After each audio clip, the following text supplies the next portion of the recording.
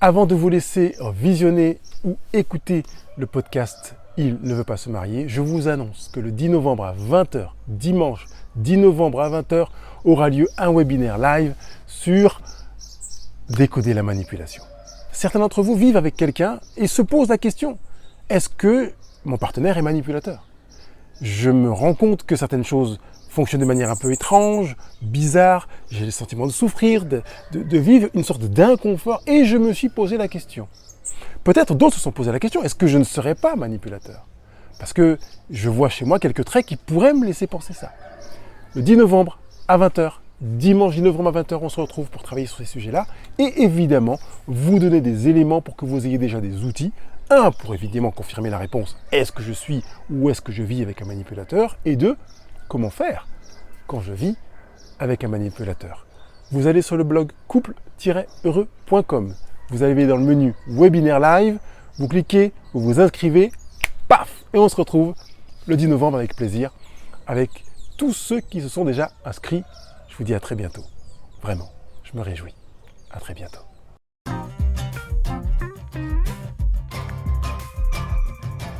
Comme votre partenaire ne veut pas se marier, vous voulez le quitter.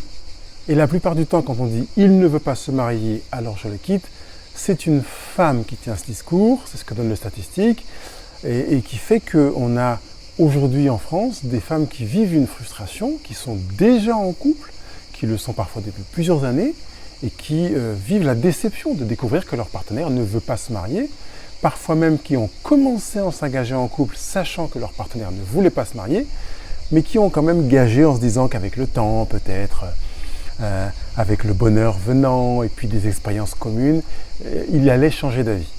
Alors vous pouvez déjà commencer à vous dire qu'il est préférable de ne pas vous engager en couple en espérant que votre partenaire change d'avis, que ce soit sur le mariage, sur le nombre d'enfants, sur le fait d'en avoir, sur le fait de vivre à tel endroit ou tel autre, puisque vous pouvez vous jeter de la poudre aux yeux et vous retrouver avec une frustration pour laquelle vous seriez seul responsable.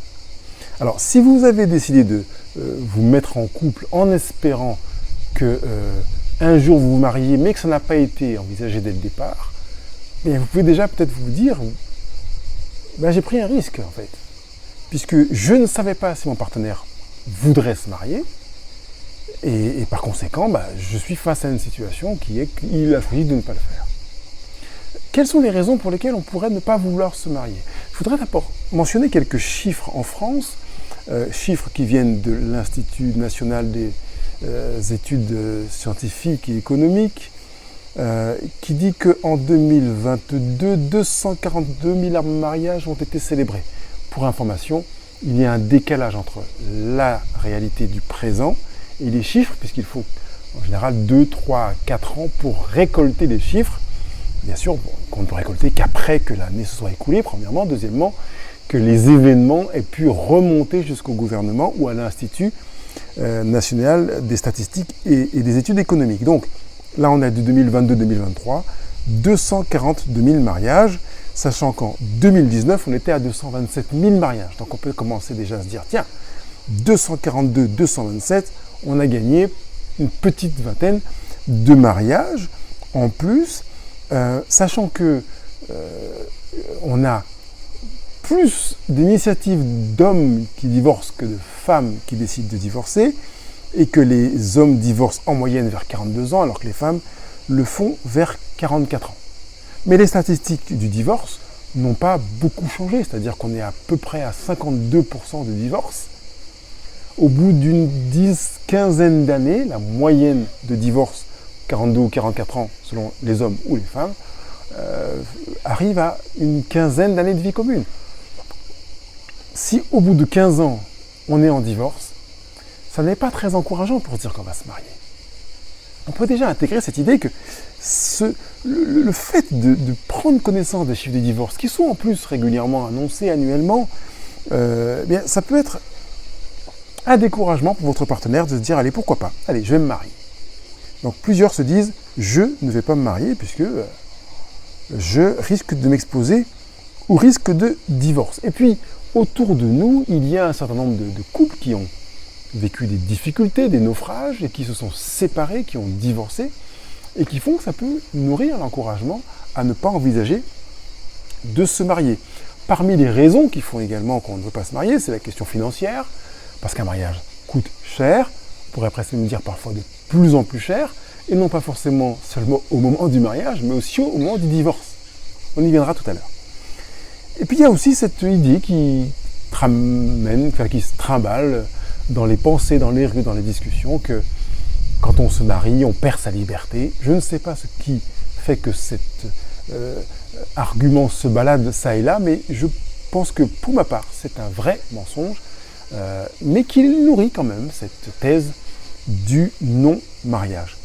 Quatrième raison qui peut faire que votre partenaire ne veuille pas se marier, c'est qu'il voudrait rompre avec la pression sociale, ne pas faire comme tout le monde, et finalement, sous couvert d'une originalité, pour dire c'est pas parce que les autres sont mariés qu'on va se marier, il peut venir nourrir une peur de se marier, qui fait qu'il dit comme j'ai peur de me marier et que je ne veux pas me soumettre au diktat social, je ne vais pas le faire. Mais vous avez déjà compris que c'est un prétexte, puisqu'il y a des choses que les autres font, que votre partenaire fait, en se soumettant au diktat social. On y reviendra tout à l'heure quand je reprendrai chacun des points avec peut-être, je dirais, une sorte de contre-argumentaire. Le sixième point, c'est qu'il peut y avoir une forme de peur de la compatibilité. Est-ce qu'on est vraiment fait pour être ensemble? Est-ce qu'il peut nourrir l'idée de s'installer dans une sorte de vie à l'essai, dans laquelle on va limiter le risque en n'attendant pas pour le mariage, dans lequel on va s'installer, on va vivre ensemble, on aura des enfants, on va peut-être même acheter des choses ensemble, des maisons, monter une société ensemble, mais on a mentalement, émotionnellement, trouvé un moyen pour se donner l'impression qu'on limite le risque, et on reviendra tout à l'heure quand on parlera aussi des contre-arguments. Septième raison qui peut faire que votre partenaire ne veuille pas vivre ensemble, c'est qu'il a vécu un traumatisme, parce que plus de 50% des foyers français sont, dans lesquels se trouvent des enfants d'ailleurs, sont issus de familles monoparentales. Je me souviens que pendant que j'ai fait ma formation de directeur de séjour de vacances, plus de 50% des enfants qui étaient dans les séjours de vacances étaient issus de familles monoparentales. Et pour eux, c'était pas forcément évident. Pour beaucoup d'enfants qui étaient là dans les séjours de vacances, ils y étaient parce que le tour de garde du parent avec lequel ils devaient passer leurs vacances tombait à un moment où le parent ne pouvait pas prendre de congé. Parce que c'est plus compliqué quand on est en famille monoparentale de s'organiser pour les congés. Alors quand on est un couple, on peut plus facilement trouver les moyens de partir en vacances ensemble.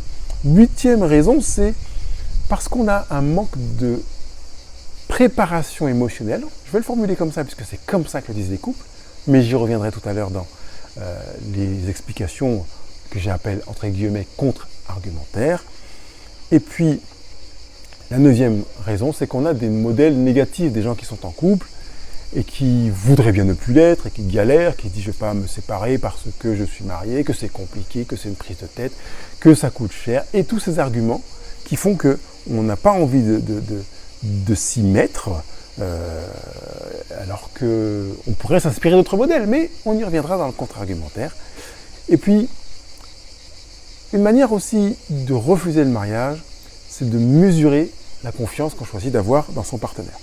Je lui fais confiance, mais, ou bien, parfois même c'est envers soi, je me fais confiance, mais, et si je changeais d'avis? Et si je changeais d'humeur? Donc on a une sorte de modération de la confiance, sur laquelle on viendra tout à l'heure, sans trop tarder, dans le contre-argumentaire. Mais je voudrais d'abord camper le décor. On a vu 9 de mémoire, combien 10 arguments qui peuvent expliquer la raison pour laquelle votre partenaire ne veut pas faire le pas du mariage. Ce n'est pas parce que votre partenaire ne veut pas faire le pas du mariage qu'il ne vous aime pas, premièrement. Ce n'est pas parce qu'il ne veut pas faire le pas du mariage qu'il ne vous fait pas confiance, qu'il ne veut pas investir dans le couple, qu'il a choisi d'instaurer une forme de fragilisation microsociale dans ce qu'est le couple. Donc je voudrais d'abord faire table rase de ça. Attention, je ne suis pas en train de vouloir vous encourager à vivre maritalement, comme on dit, sans être marié. Là n'est pas la question. Il est vraiment de s'intéresser à votre préoccupation qui est de vous dire « j'aimerais être marié, mon partenaire ne veut pas ». Comment comprendre qu'il ne le veuille pas? Pourquoi il ne le veut pas? Pourquoi est-ce un problème pour moi qui ne le veuille pas? Et la question, je vous la pose. En quoi est-ce un problème pour vous qui ne le veuille pas? Est-ce qu'au moment où vous vous êtes mis en couple, vous avez choisi de vous marier au bout de quelque temps, que votre partenaire avait été favorable à ça et que finalement il a changé d'avis? Si tel est le cas, il est possible que dans les 10 arguments que je vous ai présentés, il y en ait plusieurs qui fassent partie du plat de résistance de changement d'avis de votre partenaire. Et je pourrais comprendre que vous vous retrouviez avec votre partenaire en disant, écoute, là, il y a un non-respect du contrat que nous avons établi ensemble, puisque nous avons décidé de construire un couple en disant, on va se marier dans 2, 3, 5 ans, et puis on ne se marie pas. Pourquoi ce refus de respecter cette démarche qui certes est engageante, mais qui était préalablement présente dans le contrat moral de notre vie conjugale? Donc si tel est le cas, vraiment posez la question à votre partenaire tranquillement. Qu'est-ce qui fait que tu as changé d'avis? Est-ce qu'il y a quelque chose qui te fait peur? Est-ce qu'il y a une nouvelle donne qui fait que tu as choisi d'adopter une autre direction, une autre posture? Qu'est-ce qui déclenche une sorte de malaise chez toi, intérieur, et qui fait qu'aujourd'hui, tu es dans une dynamique différente de celle dans laquelle tu étais précédemment?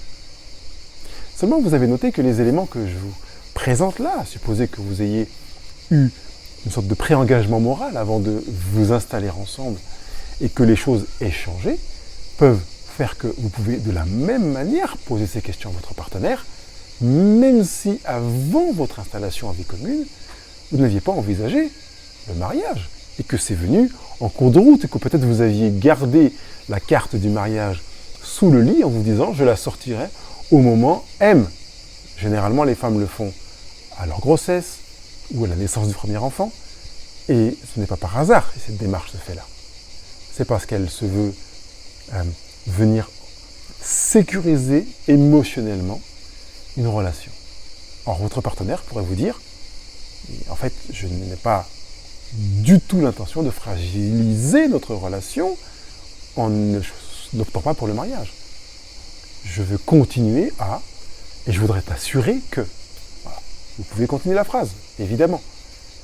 Donc, même que vous ayez eu une sorte de pré-engagement moral, verbal, avant votre installation en vie commune, ou pas, les questions que je vous ai précédemment évoquées peuvent être utilisées. Alors faites marche arrière sur la vidéo, notez-les, et prenez un rendez-vous conjugal pour poser votre question à votre partenaire.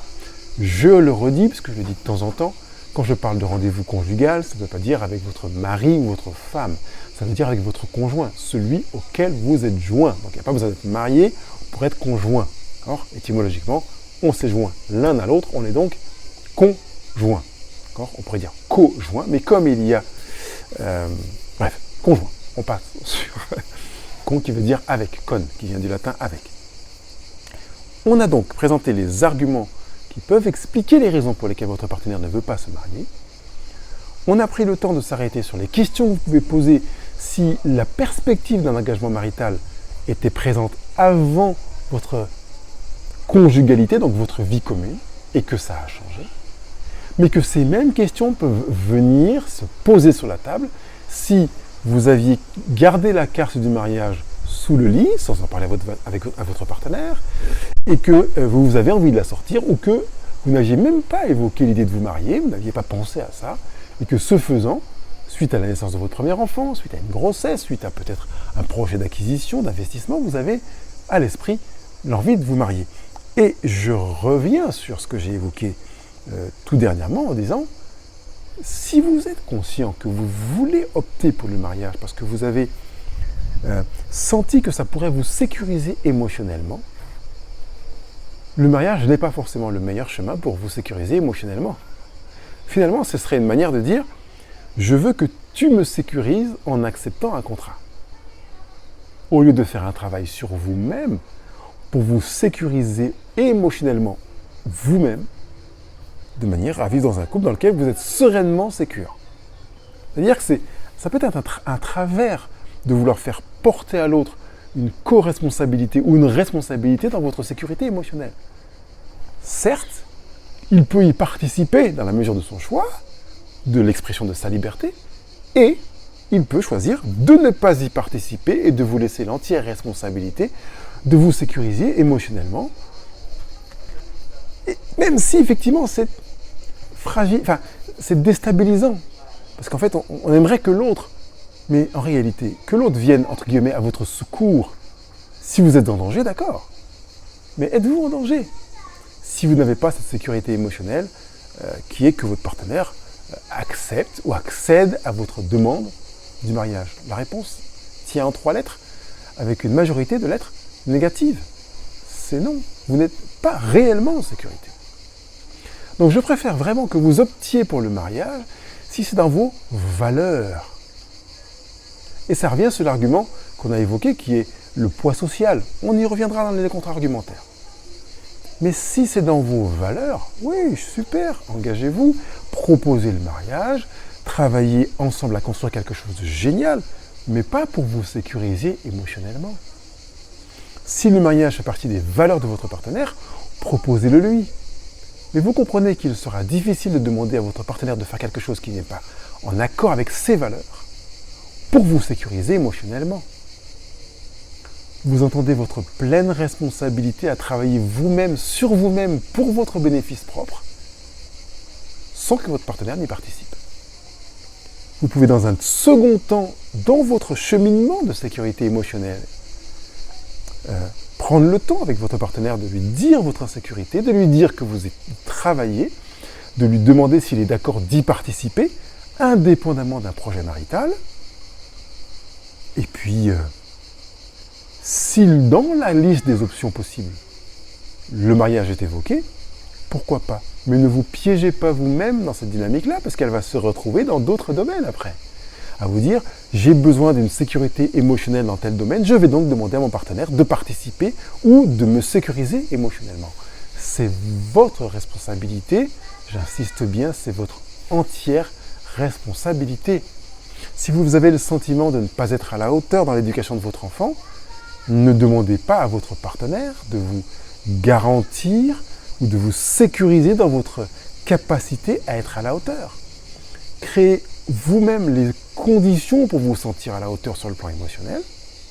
Et grâce à ça, vous pourrez éventuellement demander à votre partenaire d'être coopérateur dans votre sécurité émotionnelle, dans l'image qui fait que vous accepterez de renforcer, de valider, de sécuriser l'idée que vous êtes véritablement un partenaire ou un parent qui est un, entre guillemets, bon parent, qui tient bien son rôle, sa place, qui remplit sa mission de parent. Vous percevez qu'à partir du moment que vous êtes dans une démarche de sécurité émotionnelle, il s'agisse de votre responsabilité. C'est votre responsabilité.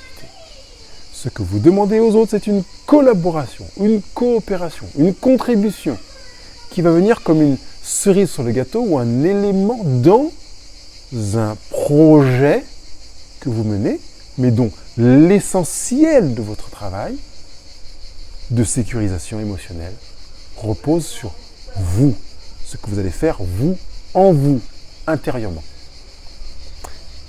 Je peux donc maintenant passer au contre-argumentaire. Ou peut-être est-il judicieux que, avant d'y passer, vous preniez quelques minutes sur votre cahier de vie. Et peut-être que vous y attendiez. Prenez quelques minutes, prenez votre cahier de vie ou une feuille de papier libre, un stylo bleu, et prenez le temps d'écrire ce sur quoi, dans votre être profond, vous sentez que vous êtes en insécurité. Je sens que je suis en insécurité émotionnelle. Parce que, non, même pas parce que pour l'instant. Je sens que je suis en insécurité émotionnelle. Dans tel domaine, dans ma relation parentale, dans ma relation conjugale, dans ma relation avec mon père ou avec ma mère, dans ma relation avec mon supérieur ou mon collègue, notez chaque élément dans lequel vous vous sentez en insécurité émotionnelle. Ça veut dire que vous sentez une charge qui vient quand vous êtes confronté à une situation en lien avec ce que vous vivez.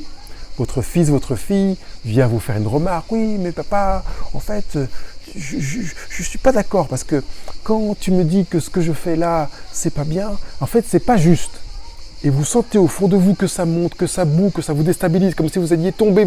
Vous sentez que vous commencez à vaciller. Vous sentez ça, vous le notez. Je me sens en insécurité émotionnelle quand mon enfant me fait une remarque dans laquelle il dit que ce n'est pas juste, que je ne suis pas juste ou que je ne l'aime pas. Je me sens en insécurité émotionnelle quand un de mes partenaires, collègues, supérieurs n'apprécie pas mon travail. Notez toutes les insécurités émotionnelles dans lesquelles vous vous reconnaissez sur votre cahier de vie et laissez un espace de plusieurs lignes entre chaque insécurité émotionnelle. Je voudrais vous proposer de prendre quelques minutes pour le faire. Je lance un sablier et on se retrouve à la fin de ce sablier.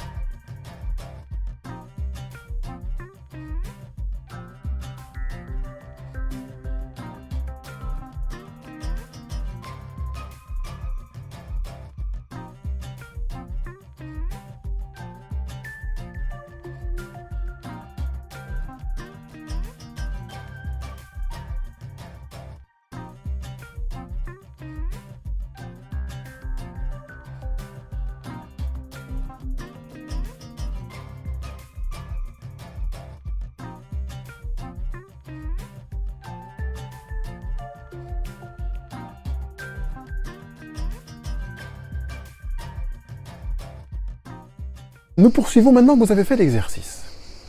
Vous avez donc mis vos différentes insécurités émotionnelles, il y en a 3, 5, 7, 12, et vous avez laissé de la place.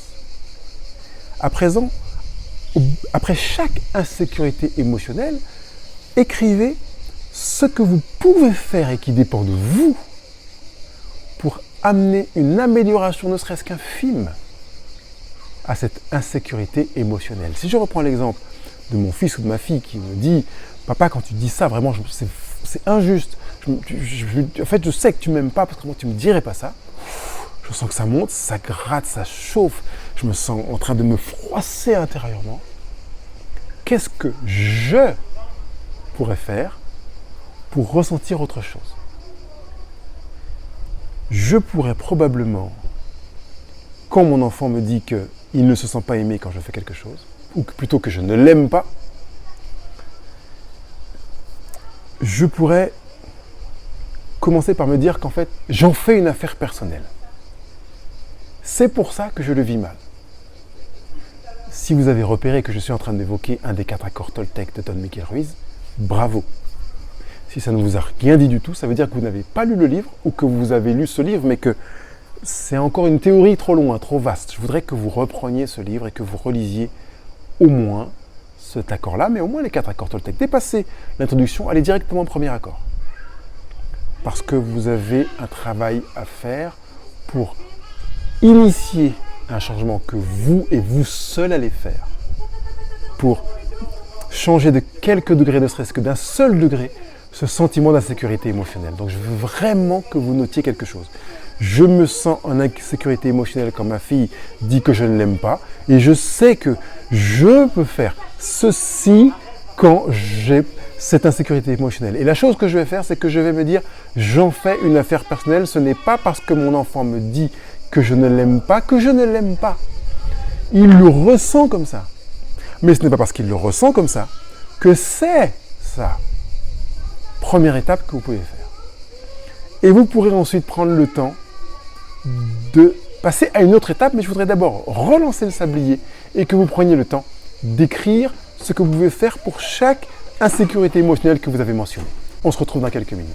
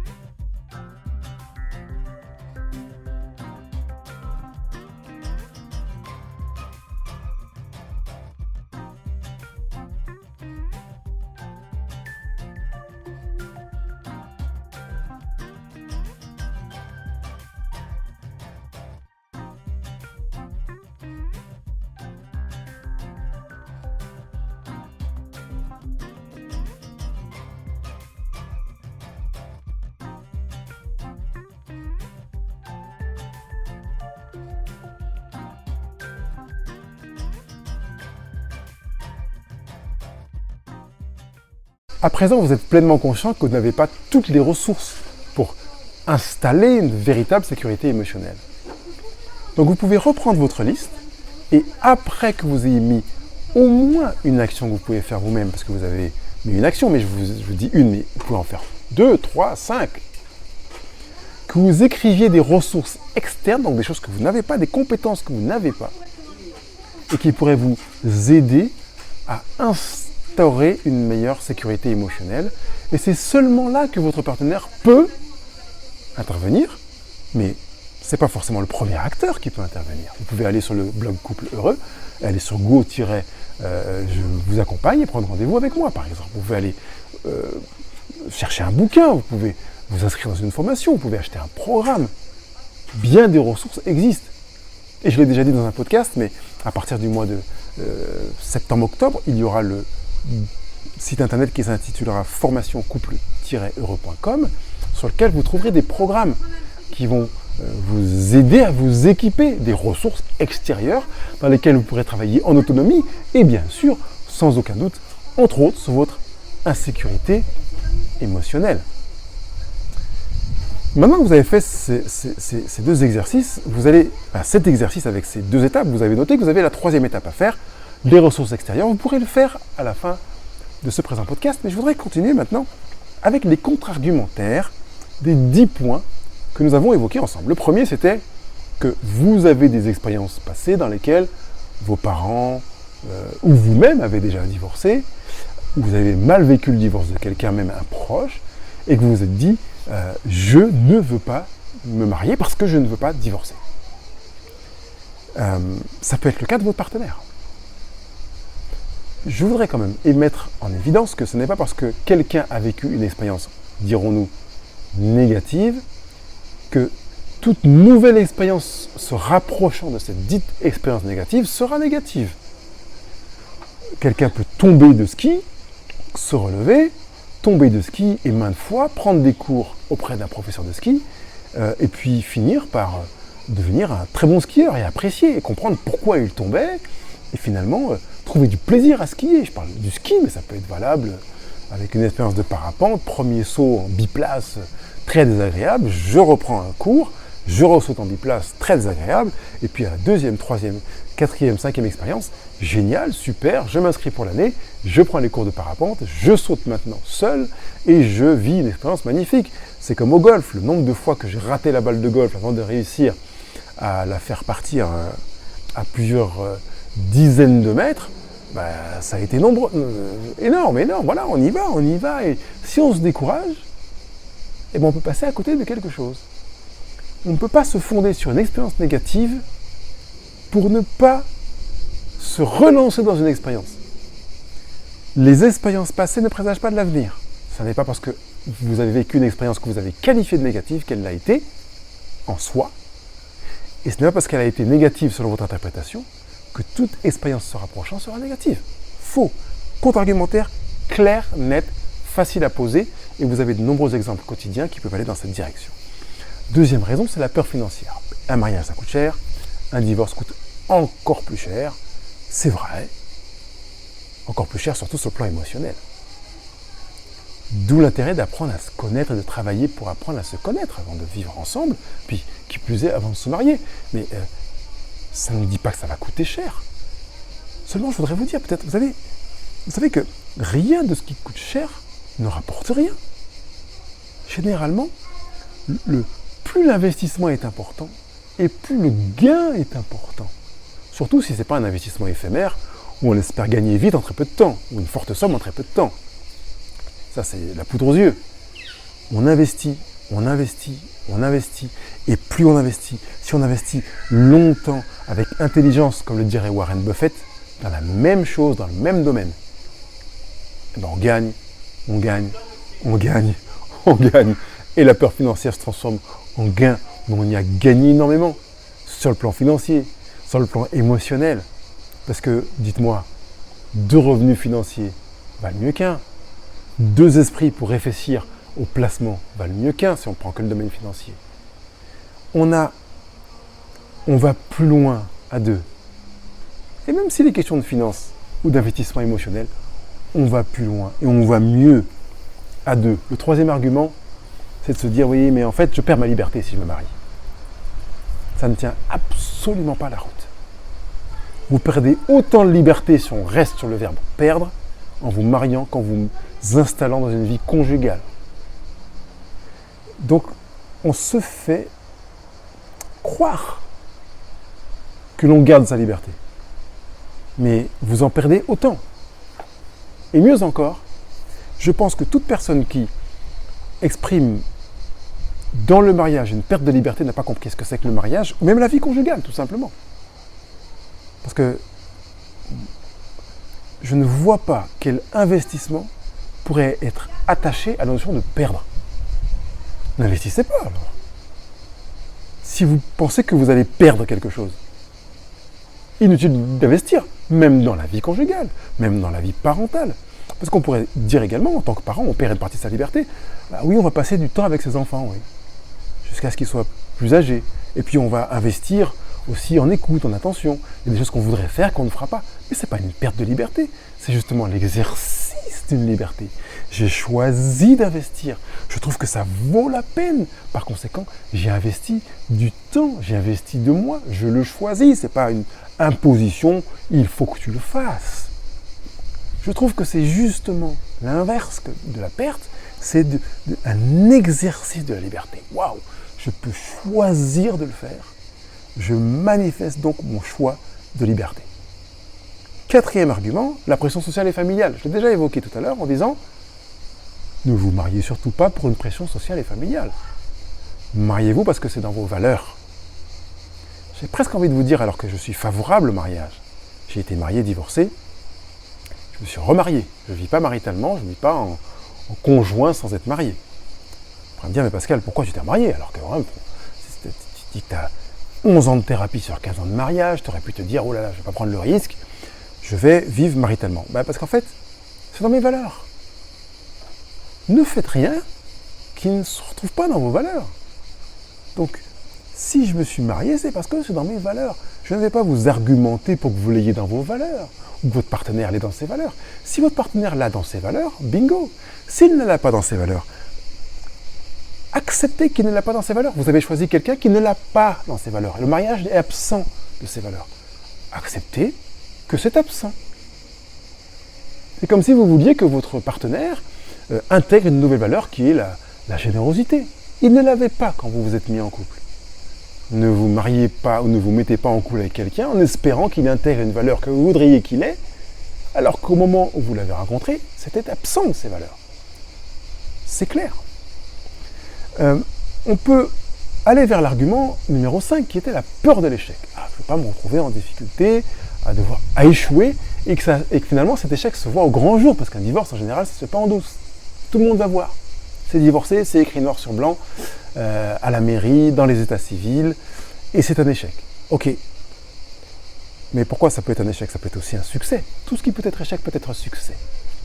Je ne connais aucun succès qui n'ait pas demandé une prise de risque. La prise de risque peut conduire à l'échec, certes, et, yes, au succès. Et la bonne nouvelle dans tout ça, c'est que vous pouvez tout faire pour que ce soit un succès. On a parlé d'investissement tout à l'heure. Si vous investissez régulièrement, quotidiennement, avec une témérité, une conviction profonde que vous faites bien d'investir, il y a de grandes chances que ce soit un succès. Mais personne ne peut vous garantir avant de partir que ce sera un succès. Parce que la prise de risque est inhérente au succès comme elle l'est à l'échec. Donc si vous avez peur de l'échec, ça voudrait dire que vous pourriez avoir peur du succès. Je vous laisse y réfléchir. Vraiment y réfléchir, posez-vous tranquillement. L'argument ou le contre-argument suivant, c'est le risque d'incompatibilité. Je ne m'arrêterai pas dessus parce que vous avez actuellement un e-book offert. Est-ce que vous avez fait le choix du bon conjoint sur le blog couple-heureux.com? Il est gratuit, servez-vous, parce que ça peut vraiment vous aider à répondre à la question. Septième argument, c'était le traumatisme. J'ai vécu vraiment des situations difficiles, marquantes, qui font que je n'ai pas réussi à m'en remettre. Eh bien, travaillez pour vous en remettre. Le traumatisme, c'est une action, un événement dans le passé qui a laissé une marque très très forte en vous. Plus la marque est forte, plus vous avez besoin de travailler pour vous guérir, pour avancer et construire. Faites-le. Vous avez notamment de nombreux outils sur Couple Heureux en podcast et vous en aurez sur Formation Couple Heureux pour travailler à votre traumatisme, sortir plus fort. Ce n'est pas parce que vous avez eu un traumatisme et que vous avez été penché que vous devez vivre la suite de votre vie penché ou cassé en deux. La nature, par essence, intègre en elle-même la résilience. Vous vous coupez, ne faites rien. Protégez juste la plaie. Elle va guérir. Vous avez été traumatisé. Protégez-vous. Et découvrez ce qui peut faire que vous pourrez vous guérir. Parce qu'on n'est pas sur un phénomène aussi naturel qu'une coupure physique, par exemple. Équipez-vous pour sortir de votre traumatisme. Et je dirais même pour sortir grandi de votre traumatisme. Vous ne serez pas un ex-traumatique, mais vous serez un fort grâce au traumatisme que vous avez vécu et surtout grâce à ce que vous aurez fait du traumatisme. 8e élément pour lequel je voudrais donner un contre-argument, c'est le manque de préparation émotionnelle. Et je voudrais moi plutôt l'appeler le manque de maturité émotionnelle, d'intelligence émotionnelle. La bonne nouvelle, c'est que l'intelligence, ça s'apprend. Et vous avez possibilité de grandir dans ce domaine. Je pense à un livre qui s'intitule « L'intelligence émotionnelle » que j'ai trouvé très intéressant. Je mettrai le lien dans la retranscription du podcast parce que vous avez les moyens de développer votre intelligence émotionnelle. Et ben voilà, allez-y, faites-le. C'est un livre de Lucille Quille. Je développe mon intelligence émotionnelle. Le 9e élément, c'est que vous aviez autour de vous, donnez un argument, des couples qui ont vécu des choses difficiles, vos parents, vos oncles, vos grands-parents, et vous dites, moi je ne veux pas vivre la même chose, j'ai des modèles autour de moi qui sont négatifs. Ok, j'entends. Est-ce que vous avez des modèles positifs, entre guillemets, des gens qui sont en couple et qui sont heureux, des gens qui sont mariés et qui vont bien? Sans doute. Ah, mais vous en avez majoritairement qui sont malheureux par rapport à des gens qui sont mariés et qui sont heureux. Ok. Est-ce que vous savez qu'il y a une minorité de millionnaires sur Terre par rapport aux gens qui ont un niveau de vie très bas?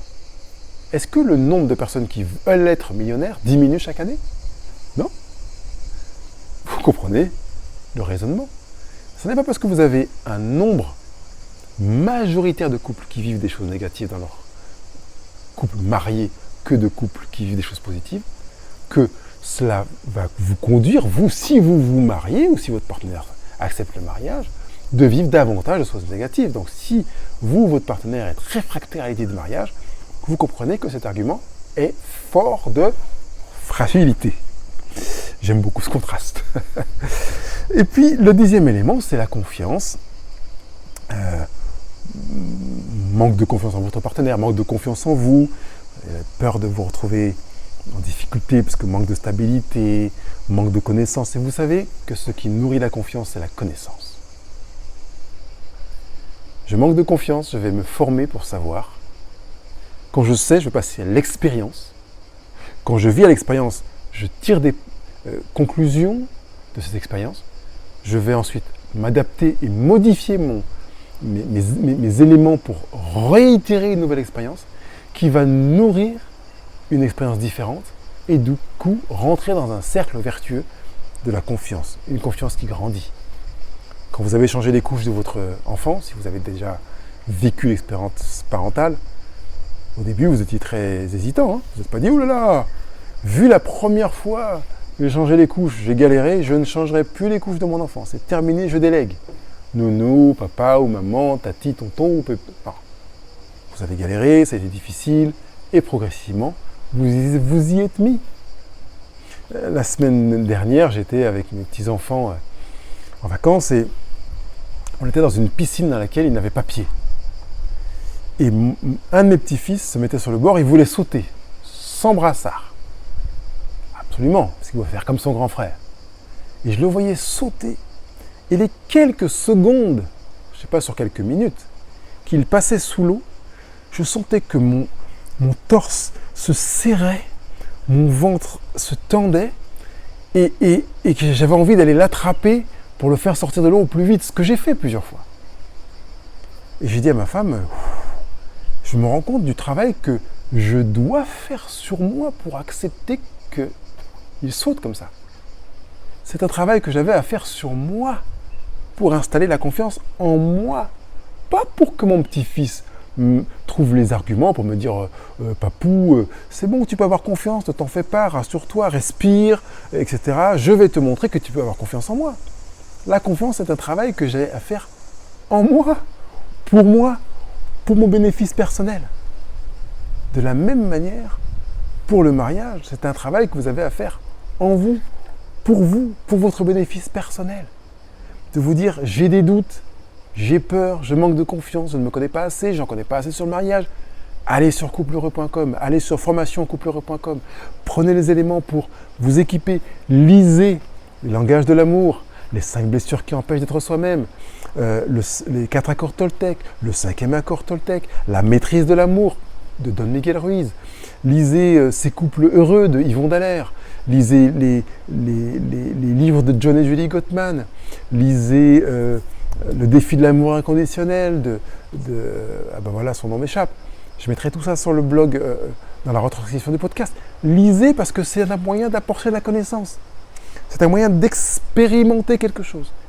C'est un moyen de vous amener à faire autrement ce que vous faisiez jusqu'alors, d'avoir une nouvelle expérience, d'augmenter votre confiance en vous. Et du coup, votre sécurité émotionnelle.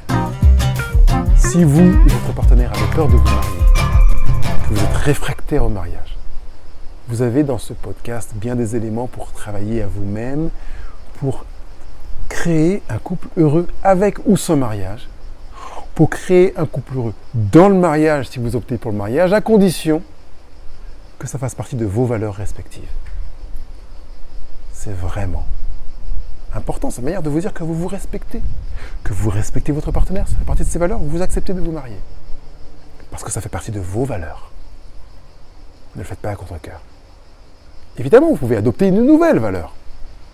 En vous disant, ok, j'intègre le mariage dans mes valeurs. Pourquoi le faites-vous ? Comment le faites-vous ? Dans quel but le faites-vous ? Ne le faites pas pour faire plaisir à votre partenaire. Faites-le parce que ça correspond à ce que vous voulez vivre maintenant, dans votre développement de vous. Parce que c'est là que vous semez le succès. C'est là que vous semez le bonheur. Dans cette démarche dans laquelle vous vous alignez avec vous, vous vous construisez vous parce que vous êtes en phase avec qui vous êtes vraiment.